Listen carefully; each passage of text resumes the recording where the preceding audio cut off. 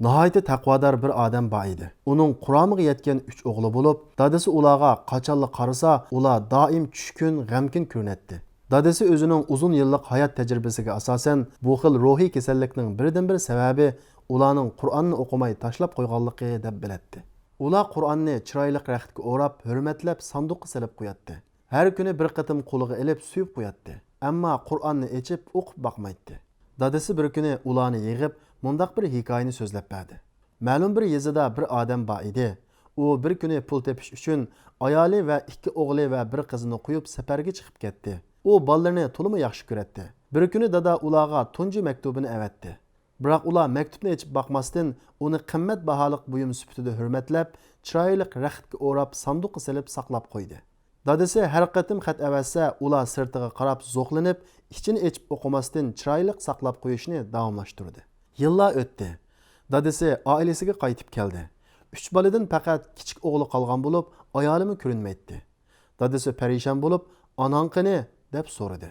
"Onam og'ir kasal bo'lib qolib, davolashga pulimiz yo'q, o'lib ketdi", dedi kichik o'g'il. Dadasi hayron bo'lib, "Nima uchun men dastlabda avatgan xatni ochib boqmadinglar? Men uningda nurg'un pul avatgandim-ku", dedi. "Uni ochmabdiq", dedi kenja o'g'il. "Dada, cho'ng o'g'limchu, u ne ketdi?" dedi. "Akam onam o'lib ketgandan keyin nachar bolalar bilan aralashib, tarbiya qiluvdak odam bo'lmaganligi uchun yomon yo'llarda mengib, oxiri uydan chiqib ketdi", dedi. "Nima uchun shundoq bo'ladi? Sizlar men avatgan ikkinchi maktubga qarab boqmadinglarmi? Men xatimda uning yomon hamrohlardan ayrilib, mening qashimga kelishini degandim-ku". Kichik o'g'il unimi echib boqmaganligini dedi. "To'g'ri xudoyim, undaqda singling nada? U sizga bir yigit to'g'risida maslahat solib xat avatgan edi. Keyin u yigit bilan to'y qildi. Hozir nihoyat baxtsiz holda turmush kechiryotidi". Dada texmo g'azablandi. "Men uningga u yigit yaxshi emas, uning bilan to'y qilsang bo'lmaydi deb nasihat qilib xat avatgandim-ku. Unimi o'qimadinglarmi?" "Yo'q dada, biz siz avatgan hamma xatlarni hurmatlab, sanduqqa solib, pat-pat sirtiga qarab, suyib, yana qayta sanduqqa solib qo'ygandik", dedi kenja o'g'il. Dada 3 o'g'liga bu hikoyani so'zlab berib mundaq dedi. "Men u oilaning qandoq vayron bo'lganligi haqida o'ylab boqdim. Ular aslida dadasining ularga avatgan maktublarini hurmatlab, sanduqning ichiga solib qo'yishning o'rniga bu xatni ochib, uningdan foydalangan bo'lsa, vayron bo'lib ketmaydi. Undaq ig'ir kunlarga qolmaydi. Bolalarim, sizlarmi endi ana shundoq bolalarga o'xshab qilyapsizlar. Qur'on Karimni go'zal sanduqqa solib o'qimayapsizlar.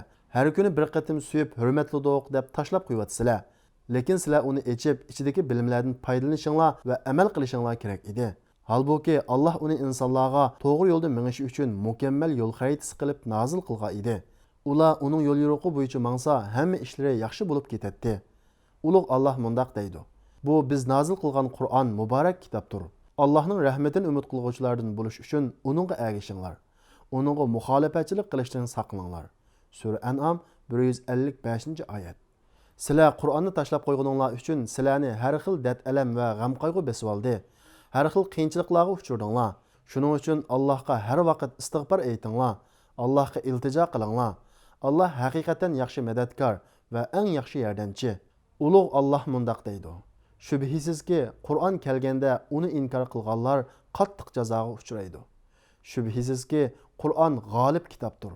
Uningga oldidanmi, orqasidanmi, ya'ni hech qaysi tarafidan botil yuzlanmaydi. U hikmat bilan ish qilguvchi, madhiga loyiq Alloh tarafidan nozil qilingandir." Sura Fussilat 40-oyat.